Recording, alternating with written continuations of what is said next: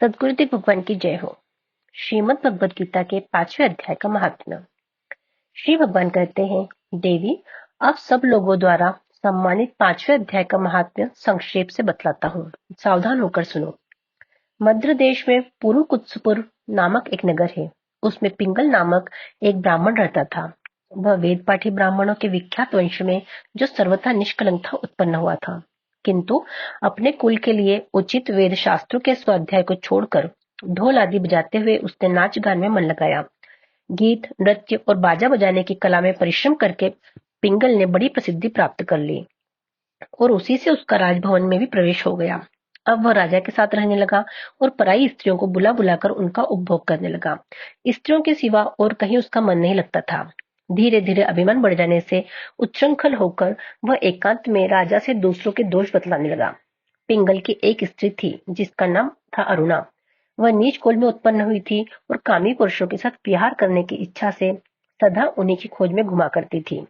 उसने पति को अपने मार्ग कंटक समझकर एक दिन आधी रात में घर के भीतर ही उसका सिर काटकर मार डाला और उसकी लाश को जमीन में गाड़ दिया। इस प्रकार प्राणों से वियुक्त होने पर वह यमलोक में पहुंचा और भीषण नरकों का उपभोग करके निर्जन वन में गिद्ध हुआ। अरुणा भी भगंदर रोग से अपने सुंदर शरीर को त्याग कर घोर नरक भोगने के पश्चात उसी वन में शुकी हुई। एक दिन वह दाना चुगने की इच्छा से इधर उधर फुदक रही थी। इतने में ही उस गिद्ध ने पूर्व जन्म के वेर का स्मरण करके उसे अपने तीखे नखों से फाड़ डाला।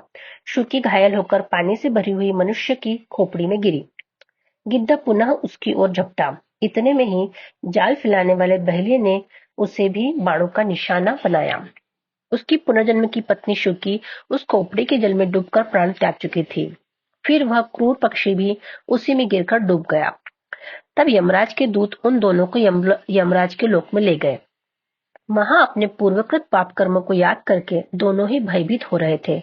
तदनंतर यमराज ने जब उनके घृणित कर्मों पर दृष्टिपात किया, तब उन्हें मालूम हुआ कि मृत्यु के समय अकस्मात खोपड़ी के जल में स्नान करने से इन दोनों का पाप नष्ट हो चुका है। तब उन्होंने उन दोनों को मनवांछित लोक में जाने की आज्ञा दी।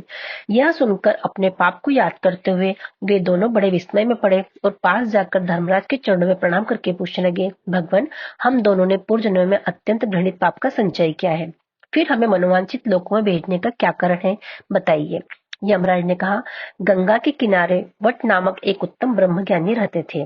वे एकांत सेवी, ममता रहित, शांत, विरक्त और किसी से भी द्वेष न रखने वाले थे। प्रतिदिन गीता के 5वें अध्याय का जप करना उनका सदा का नियम था। 5वें अध्याय को श्रवण कर लेने पर महापापी पुरुष भी सनातन ब्रह्म का ज्ञान प्राप्त कर लेता है।